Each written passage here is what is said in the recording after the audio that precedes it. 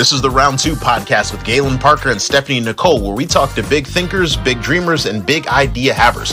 Quitting and failing are not the same thing, and we're going to show you why.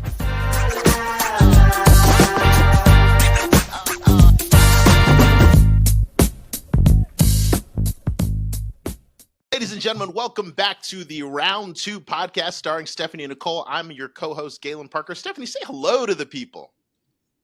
Hey, everybody. Everybody, you nailed it.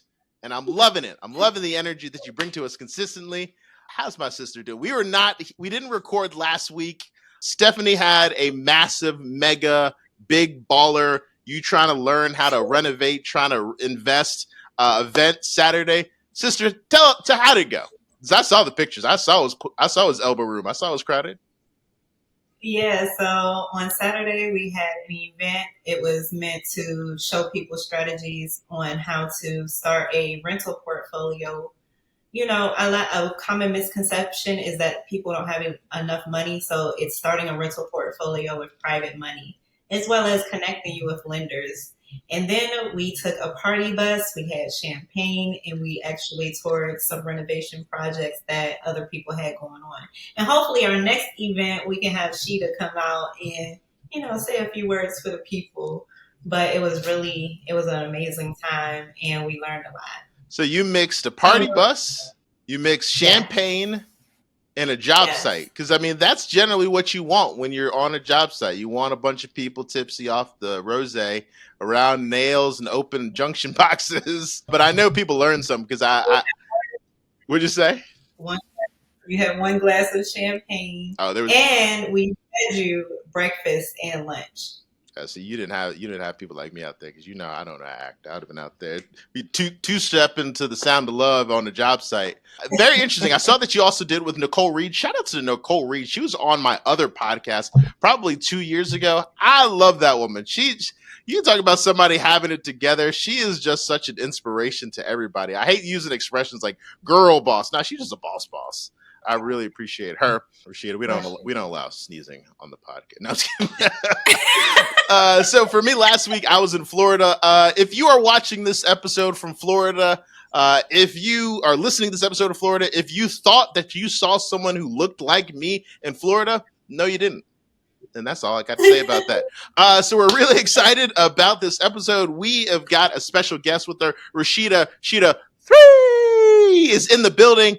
We are super happy. But before we introduce her, ladies and gentlemen, if you have not done so already, please like and subscribe below so that you can stay up to date as we talk to entrepreneurs, we talk to big thinkers, big idea havers, big influencers to see how they went from nothing to everything. But our guest, without further delay, Sheda3, tell the people who you are. Thank you so much. Mr. Parker. All right. Well, if you do not know me, my name is Rashedah, also known as Sheda3 on IG. And I love teaching people how to leverage their credit to travel for free. And with that journey, I learned a lot about myself. I learned a lot about people around me. And I've been able to help, I think I'm at 500 people improve their credit. I'm over a little. I hit 500. My goal is 1,000. I hit 500. I helped about 500 people so far with their credit, and I learned so much through this journey that pride sometimes is the biggest killer, because people will sit with that credit problem on a profile or just a problem for so long and never will speak up and say, "Yo, I have a problem. I need help." Yeah. And that 4-letter word, I need help, can actually get you further than just sitting there I'm gonna figure it out by myself. So.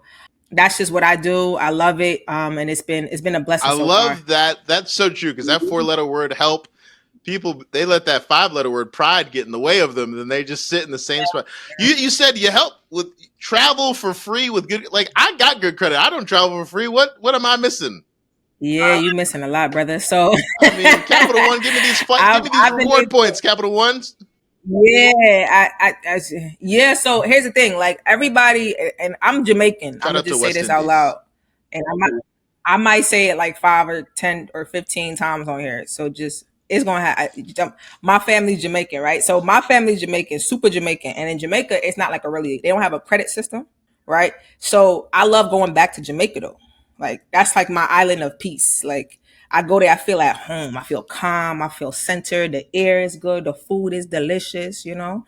And what happens is a lot of my family, they like to travel, but they don't know how to do it properly. So every time it's a family function, we got to go to Jamaica. It's a big problem. But half of them got good credit, just like you, Mr. Parker. So I had to help them, like, get the right credit card. Cause sometimes they love them some JetBlue. Like, I'm gonna tell you right now, like, Caribbeans love JetBlue. JetBlue could do no wrong in a Jamaican eye. Like, it's like, oh, JetBlue, like, them That's love it. Like, hilarious. so I had to start teaching my family, like, all right, let's stop using the JetBlue Direct card, and let's use some cards that have some flexibility. And once you actually understand the ecosystem of travel and how you're able to maximize it, like, I don't know your wallet, but if you said you had Capital One, do you have the Venture or I've Venture got the X regular card? Bobo Venture. And that's why we not traveling for free yet. We got to upgrade, man. We got to upgrade Listen to me, you, Capital One. Your days are numbered. I'm going full X like Malcolm. We didn't land on Plymouth Rock. I traveled to Plymouth Rock for free. I love, Exactly. what's funny to me? West Indians, we all have the same mentality. It's like if we find something that we love, it's like we don't even care that it's not helping us. We're like, oh, I love this thing. I'm like, that. I can hear my dad talking right now, and I'm just like, this also an individual who like has probably not left New York in probably 25 years and wants to give people advice on traveling, but I love it. He came to Brooklyn and he'll stay there and never leave. I don't get it. But so we got to have the right cards. We've got good credit. You've got the plan. I hope Capital One. I hope you guys paying or something because she just mentioned y'all's venture exit. They have. Then I don't have a sponsorship or deal with Capital One yet. But no, if you do have Capital One, a lot of people say, "Oh, I have Capital One, I get cash back." But it's like, okay, if you want to travel, a cashback card is not going to be the most beneficial card because a cashback card only gives you cash back. So if you get sometimes, right, if I get $500 in cash back, my $500 in cash back is only worth $500. Now you might say like, duh, Sheda, is $500. It's only worth $500. But a travel card, right, depending on what kind of card you have, if you have a Chase, a American Express, a Bilt, Bilt, right? There, if you spend the same amount of money and you get 50,000 points, that 50,000 points could be used towards a flight that costs $4,000. So that 50,000 points, which technically, if you were to cash it out, would be $500, is worth more than the cash. Yes. That makes sense? Yeah. So that's when you start really understanding the nuances and the back end of, oh, okay, they tried to get me, but I ain't about to get got. That's fantastic. So question, obviously, is this a course or a program? You said you've helped over, 500 people? Fix their credit. I've taught close to, I'm going to tell you, I would have to look in the ebook sales, but I'm at like maybe a little over 1,000 people teaching them how to, how to hack and go to Hawaii. I had somebody come back to my live and say, Sheda, I spent less than $500 getting to Hawaii. Right. And I'm like, that's dope because the price I gave them, I said, you should have spent like, I think when I clocked it out, it's supposed to be less than $100. She did some extra stuff, but she spent less than $500 on a trip that should have cost her like $4,000 or $5,000. Okay. You know what I mean? So I don't feel like, for people who say they never leave the block, I'm like, it's just because you don't know how to navigate it the hack way. I like to say the hack because it sounds sexy when you say it's a hack, but when you use the points, and you it's salsa with it properly, it works to your favor. And I use the dark web, and I got the hack. Everyone's like, "Oh, okay, I get it." Yeah, I was like, "Oh, I'm on to something." I'm pretty sure, Steph, if I was like, "Yo, I'm gonna book your flight and hotel to Bahamas. It's gonna cost you about $175 for 5 days, 4 nights." You're not telling me you can't afford to go on that trip. I will get the money. You're not exactly $175 for 5 days and 4 nights. You're out. Like, so I know the reason why people don't travel is because they think it's expensive, but it's just, you just don't know how don't to let do me it. learn something. We about to fly people out. I mean, I'm kidding. We'll edit that out in editing. Very cool. So this is a successful venture, but since we talked to a lot of different entrepreneurs, we want to talk a little bit. We're going to step back in time. We've all got it. We've got that thing that happened. We sat down. We said, this idea, this is the next big thing. this is the next MySpace, this is the next Facebook, this is the next Amazon. And for whatever reason, Emma won't. It did not take off. Could you think about a time where you had an entrepreneur idea where it's like, oh man, this was supposed to be it, but it didn't work out for you? All right. So I share this just for people, just so people know, like, it ain't always pretty, Good. but it's worth it. So I stepped out on what I thought was faith, but it was greed. And I went ahead and bought into an Amazon automated store, right? It's supposed to be an automated Walmart store, right? So you're supposed to pay this person $15,000 up front. They set up your store, and they essentially do your orders for you. Like, they do the drop shipping, all the orders for you. So you're making money passively, and you're also gaining credit card points, which I love, right? So I thought it was a win-win, right? $15,000. You had to wire this man. Now, at this point, I had just joined a couple of mentorships. Like, I started investing in myself during this time. So it's like, okay, I'm investing in myself. I am reaping the benefit of investing in myself, right? So I invested in myself. I returned my money, because anytime I invest in any type of program, I'm looking to get back to zero with them as quickly as possible. So if you had say Steph had a $10,000 program, and I'm like, all right, Steph, I want to learn this real estate game. My goal with Steph is to get back to, me and her relationship is at negative 10,000. My goal is to get back to zero as quickly as possible. So now I feel like I'm taking advantage of her. Like, we go on this free ride because I already made my money back. So technically, we doing this for free. Yeah. Don't ask me why I think like that. It's just, that's my goal. So at this point, everybody I invested in, I like 3x my money, 4x my money. I'm like, okay, great. Like, I'm investing, I'm working on self. And I go ahead, and at this point, my highest investment was about $6,000-$7,000. So now I have to wire $15,000, right? It makes me uncomfortable. But I was like, oh, okay, guys, you're supposed to be uncomfortable in these places. I don't know if I prayed that hard on this decision, though. But so I said, all right, I got to be uncomfortable. So I wire this man this money. Go ahead, do it. Process takes about 90 days to get the store open. So now I'm just sitting negative 15,000 for 3 months. Everybody else, I got my money back real. Like, I'm the type of person, you teach me to do something, I'm doing it as soon as I can. Like, okay, bet I could do this tomorrow. Okay, really? Okay, bet. Let me go try this out, and I'll come back to you like quickly. So he got my $15,000, and the store finally opens. I'm excited. We start rolling. 3 months in, the store gets shut down. Shut down by who? Walmart shut the store down because what they were doing, they were buying things off Amazon and selling it on Walmart. And when I asked them if that's what they were doing, they told me no. And that was against Walmart's terms and conditions. And because they were doing that, they couldn't put the tracking numbers for the Amazon orders on Walmart. So they would put fake tracking numbers on the Walmart orders. So if you lived in Dallas, your tracking number was going to like Fresno, California. So my store was getting a whole bunch of complaints because they were like, oh, the orders aren't matching up with the tracking numbers. Mind you, this is supposed to be passive.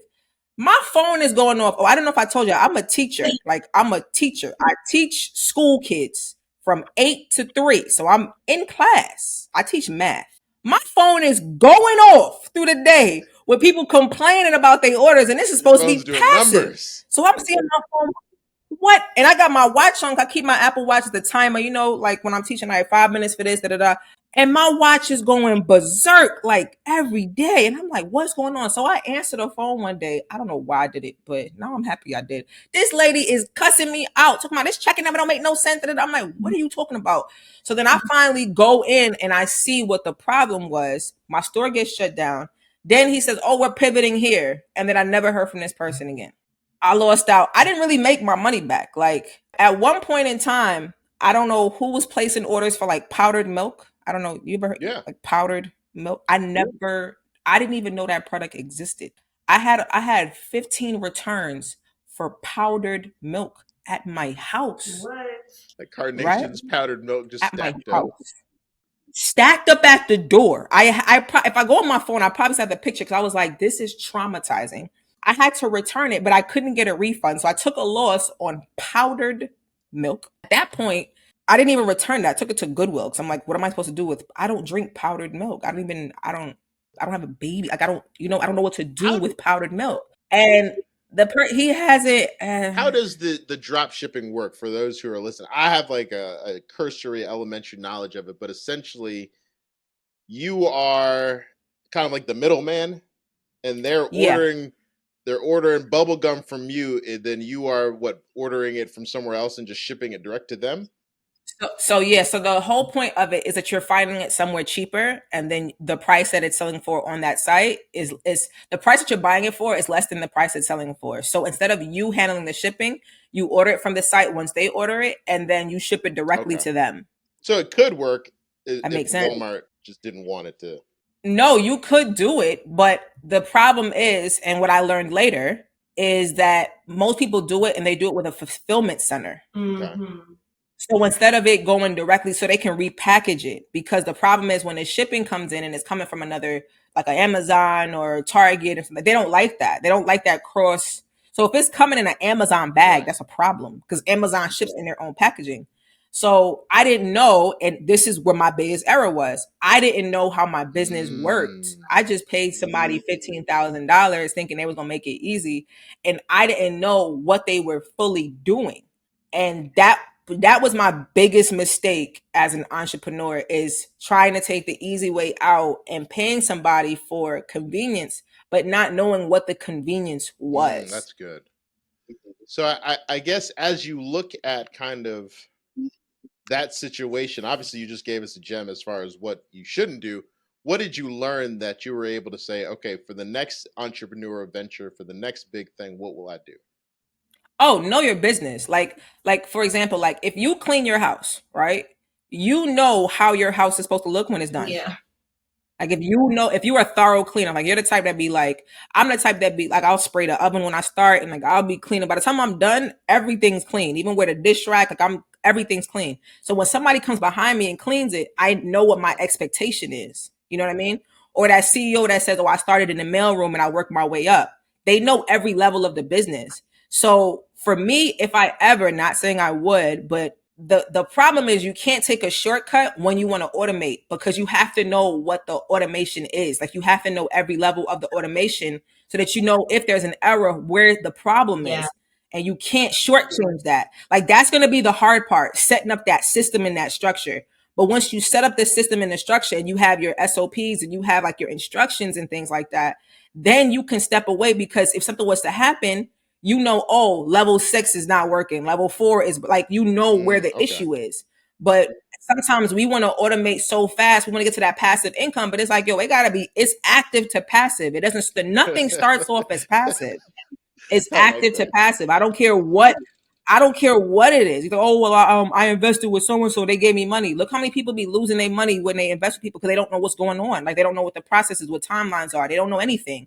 So, that was my biggest mistake. Like, oh, now I'm like, okay, I have to, what's the system for this? If I didn't like you today, like even as I run my business now and I have VAs I work with, I'm like, if I don't like this VA today, could I kick them out and replace them in 5 days with somebody new and not have to retrain them? If I can't do that, then then it's not working Okay. properly. Like if I have to sit down and train this person for 30 days, 60 days, then I didn't systematize my business correctly, because I should be able to plug and play somebody in with no problem. I was Absolutely. And that's I the was hardest thinking part. about VAs as you were explaining that, because so many people that I talk to, they're like, "Oh, I want to hire an assistant.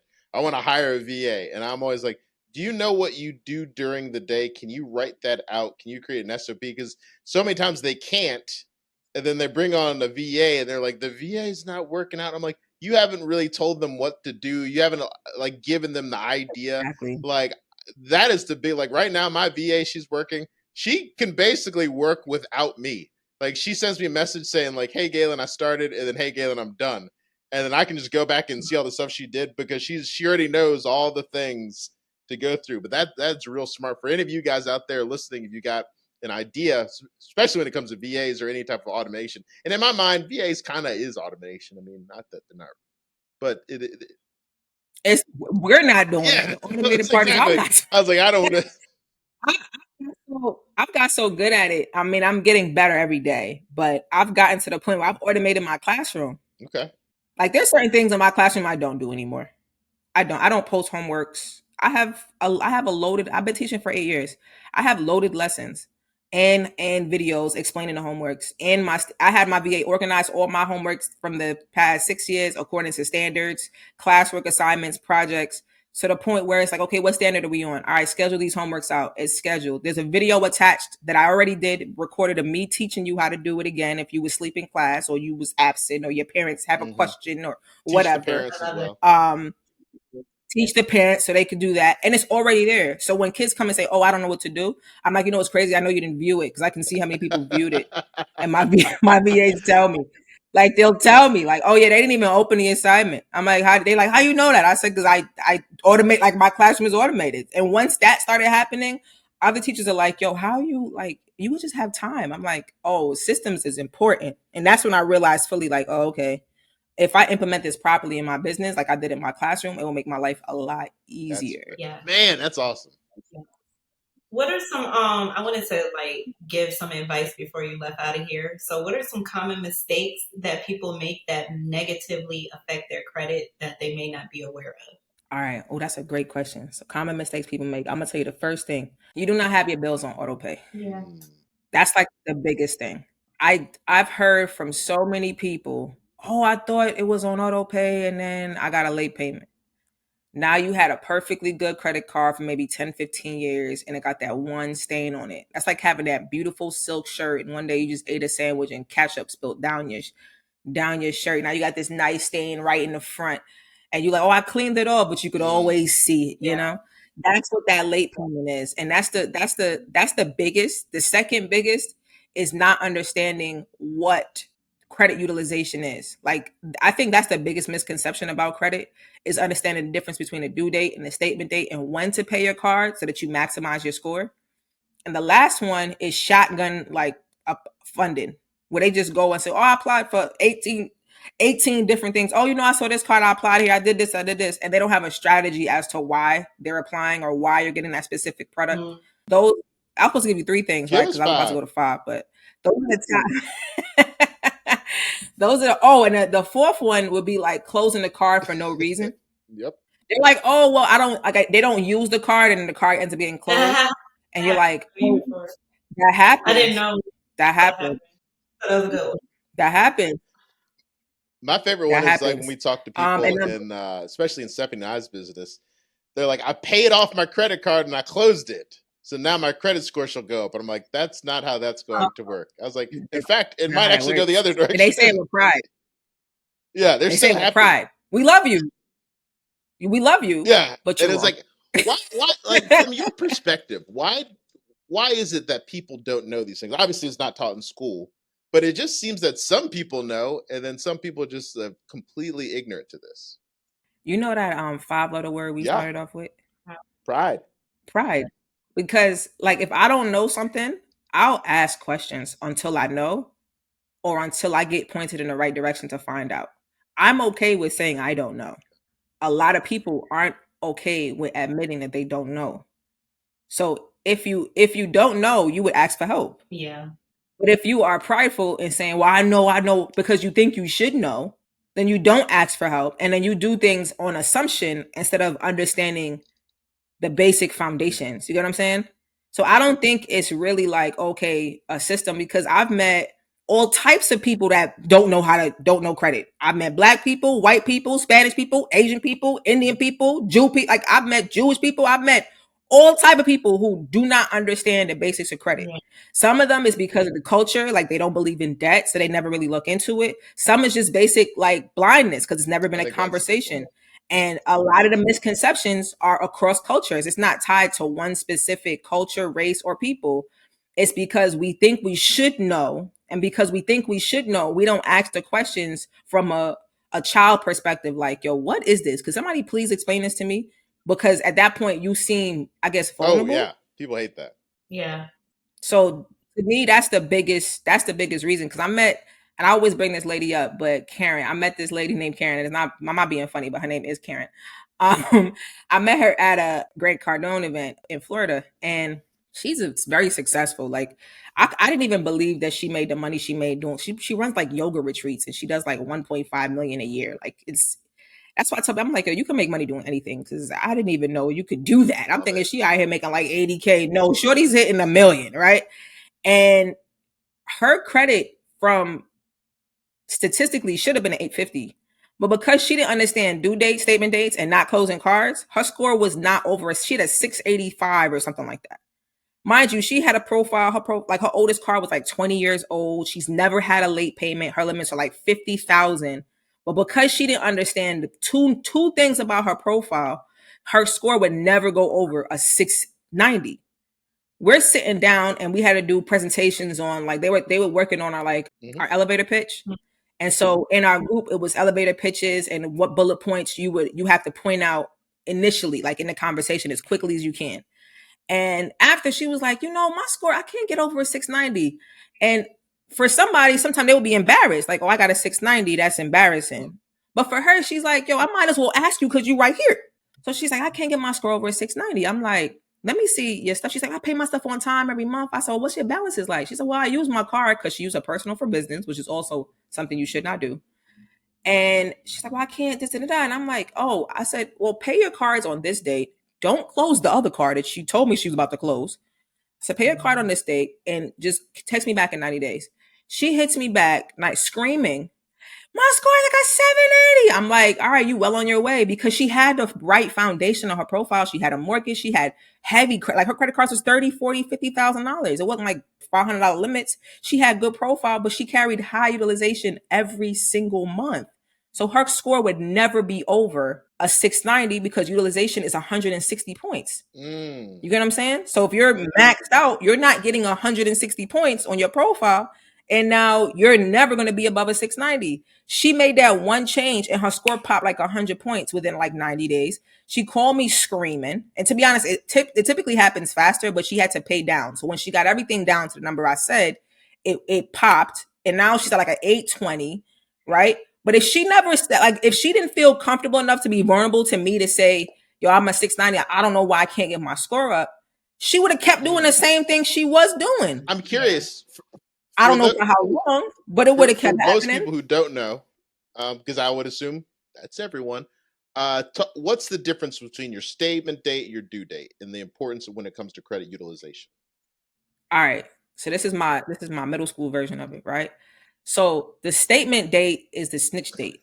So that's when the credit card company snitches on you and they say, yo, Mr. Parker used $10,000 of his $20,000 credit card, right?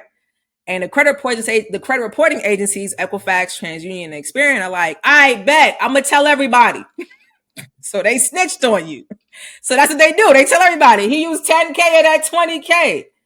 Now the backdoor is, now the due date is like the mob. The due date is like, well, you better pay this 10% of this balance by the 23rd, or I'm capping your knees. That's all it is. The snitch date, and you better do it by this date, or I'm capping your knees. They're not really gonna blow your knees off, but your score, if it's 30 days late, your score will drop 100 points. So you should pay it before they snitch on you. You pay it before they snitch on you. They can only snitch on what you have left. Yeah. Snitches So get stitches. before we, kind of wrap this up, what are some last minute gems that you could give to somebody right now that was starting off, in business? In business? All right. I got it. It's a good question. Good question, Steph. Okay. Last minute advice I would say to somebody starting off in business would be, don't overthink it. Like, I know done is better than perfect. And it happens to me. It happens to everybody so much that we feel like it has to be, it has to look exactly like this. And sometimes the jankiest projects I've ever done have been like the best. Like, I probably didn't have my funnel ready yet, and I had to use a job form for this and a link for this, and then I had to send you the Zoom link, and those, I'm